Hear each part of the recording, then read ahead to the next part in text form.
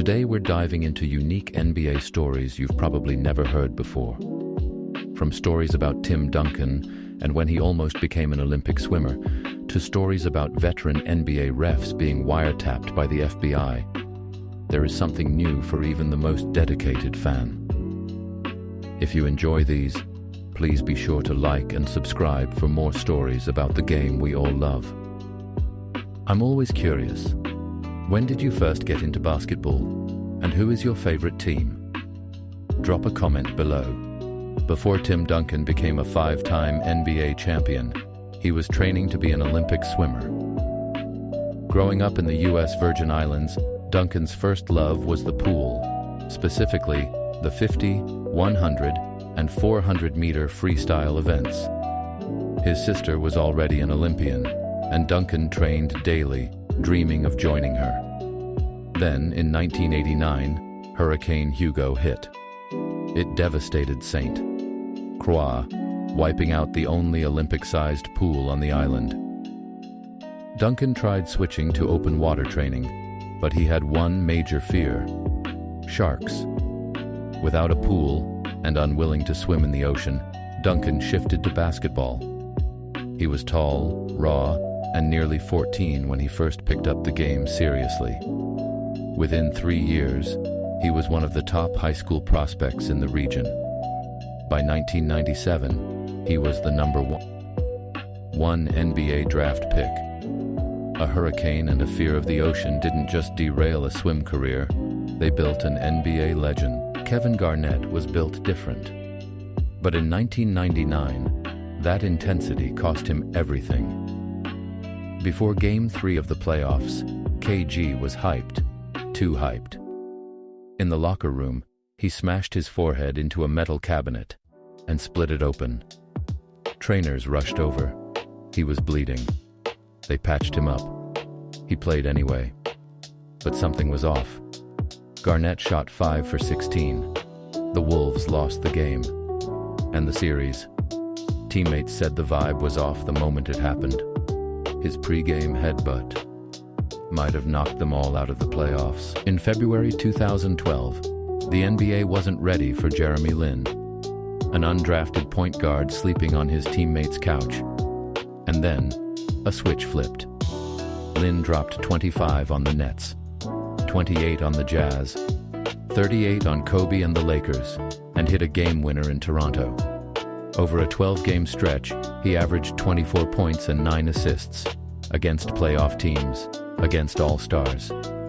This wasn't hype. This was domination.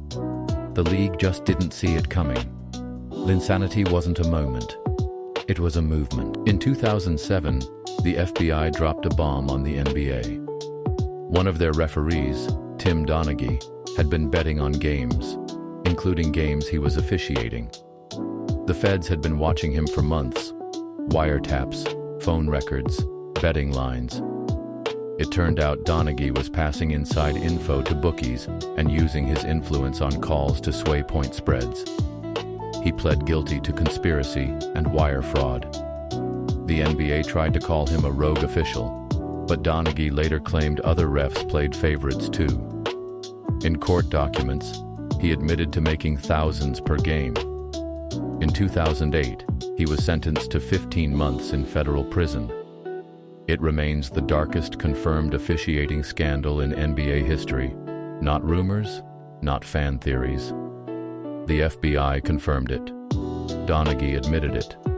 And the league has been chasing credibility ever since. When Jackie Robinson passed away in 1972, his widow Rachel made a call. She asked Bill Russell to be a pallbearer at Jackie's funeral. Bill, surprised, asked, "Why me?" Rachel replied, "You were Jackie's favorite athlete." Decades later, Bill sat down with Tim Duncan. He told him that story. Then he looked Tim in the eye and said, "And that's how I feel about you." From Jackie to Bill, from Bill to Tim, a legacy of excellence, humility, and respect, passed down, not just in words, but in deeds. In the 2000 to 2001 NBA season, Rasheed Wallace didn't just lead the league in technical fouls, he obliterated the record. 41 technicals. That's not a typo. 41. The man was getting teed up every other game. He was arguing with refs, talking trash, just being Rasheed. But here's the kicker. He was still averaging nearly 20 points a game. He wasn't just loud, he was effective. The NBA had never seen anything like it, and they couldn't let it happen again. After that season, the league changed the rules. 16 technicals in a season now triggers a suspension. Rasheed Wallace didn't just rack up techs, he changed the rulebook. It was the final seconds of a tight 2013 game. The Brooklyn Nets were out of timeouts, and rookie Tyshawn Taylor was walking toward the bench.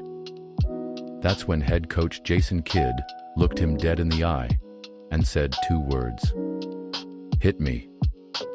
Taylor brushed past Kidd, and Kidd spilled his drink all over the court. Chaos, cleanup, whistle blown. The refs paused the game, and Kidd got what he wanted, an unofficial timeout and a chance to draw up a final play. The league fined him $50,000 for it. But in that moment, it was one of the smoothest, sneakiest plays in coaching history. For almost 4 decades, one man stood at the top of the NBA scoring mountain. Kareem Abdul-Jabbar passed Wilt Chamberlain in 1984 and stayed number 1 for 38 years. He finished with 38,387 points, most of them with that skyhook nobody could stop. Legends chased that number. Jordan, Kobe, Durant. For 38 years, Kareem sat at the top, unmatched. Nobody caught him. Until 2023, when LeBron James finally passed him. But the crown Kareem wore? He held it longer than some franchises have existed. In 2021, Kevin Durant hit one of the coldest shots of his career. Game 7. Tied. Just seconds left. He rises up, drills a deep jumper over PJ Tucker. The crowd explodes. The Bucks look stunned. But there's one problem. His foot was on the line. It's a 2. Not a game winner, just a game saver. Overtime. The Nets run out of gas. The Bucks win the series.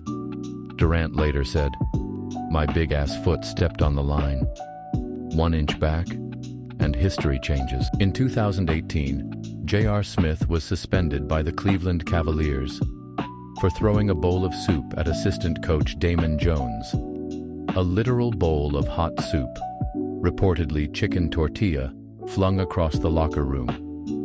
No one outside the team knew what happened for days. The only info: conduct detrimental to the team. Then, the truth leaked. J.R. Smith, former 6th Man of the Year, had lost his temper and launched soup at a coach. Even for the NBA, that was wild. And yet, so perfectly, J.R. Tim Duncan was ejected for smiling. It was 2007. The Spurs were playing the Mavericks. Tim sat on the bench, calm as ever. But referee Joey Crawford? He had a short fuse. Crawford hit Duncan with a technical foul for laughing. Not yelling, not taunting, just laughing. Then he hit him with a second. Ejected. Even the Mavericks were stunned. Duncan never stood up, never said a word. After the game, Duncan said Crawford asked if he wanted to fight. The NBA stepped in fast, suspending Crawford indefinitely. But that moment stuck. The quietest superstar in NBA history got thrown out just for being himself. February 20th, 2019. Zion Williamson, the biggest name in college basketball, takes the court against UNC. Just 33 seconds in, he plants his left foot, and his Nike shoe explodes. The sole tears open. His foot rips through. Zion goes down, holding his knee. The world watches. Nike's stock drops $1.1 billion overnight. A freak injury turns into a national debate. Why is a future #1 pick playing for free? One shoe nearly ended a generational career. Larry Bird was bored. So on February 14th, 1986, He told his teammates, "I'm going to play this one left-handed. I'm saving my right for the Lakers." Then he dropped 47 points, 14 rebounds, and 11 assists against Portland. He took most of his shots with his offhand, jumpers, floaters, even layups. The game went to overtime. Bird hit the game winner. Just another night for the most disrespectfully great player in NBA history. Thank you for listening. I hope you've enjoyed these unique stories. Please be sure to like and subscribe to keep up to date with daily shorts and weekly long-form videos.